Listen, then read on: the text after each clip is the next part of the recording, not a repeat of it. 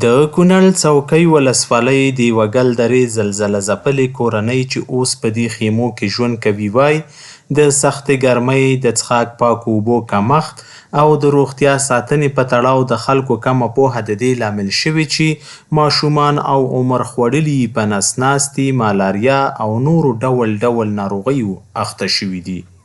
هغه ځای خو دلته ګرمي ده، دلته بیټې مشۍ نه خوري، خوراک هم دغسې، هوا هم خرابه شي، اوبه یخې شي، وږی میلاو شي، چړچور میلاو شي. هلته صاف خوراکونه، دلته خو د بازار خوراکونه دي، خېټې ګډې وډې شي، دغه نه خرابتیا ده.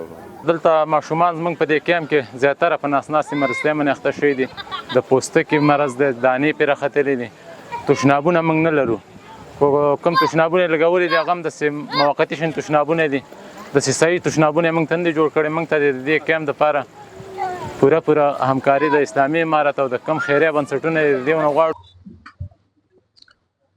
د نږدې 2 ساعتونو په اوږدو کې دې روغتیایي مرکز ته 25 کسانو د درملنې په موخه مراجعه وکړه. یوازې 20 تنه چې ډیره برخه یې ماشومان دي په نس ناستي اخته دي. د زلزله ځپلو په دې پنغالي کې ګمارل شوي روغتیایي کارکوونکي هم مني چې دوی ته ورتلونکي ناروغانو کې ډیر شمیر په مالاریا، نس ناستي او د پوستکي په ناروغیو اخته شوي.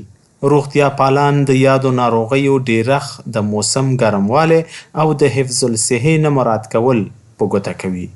که د دې مخه ونیول شي، امکان لري چې خدای ناخواسته د اسهالاتو یا AWD آوټبریک چې کوم دی دا رامنځته شي، او که آوټبریک رامنځته شو نو دا امکان لري چې ډېر ماشومان چې خپل ژوند د لاسه ورکړي.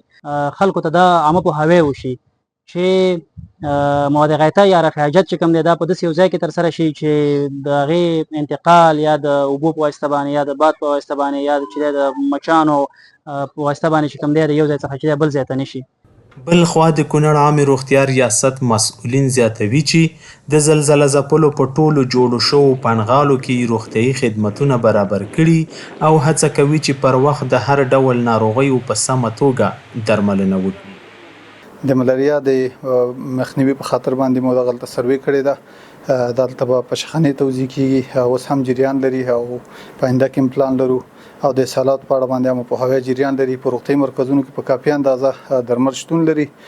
مهم شی د دې واقعه دا ده چې ټولنه او ولس د پاکو اوبو نه او د غذایي دغه ته توجه وکړي.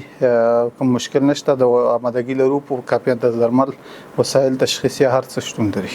د یادولو وړ د کونړ کې وروستۍ مرګونې زلزلې چې د سر زیان ترڅنګ خلکو ته درانه مالي زیانونه اړولي او زرګونه کورنۍ یې بې کوره کړي، د نامناسبې سرپناه د نشتون له امله اوس په خیمو کې ژوند کوي چې ډیر یې اوس د ډول ډول ناروغیو له خطر سره مخ دي.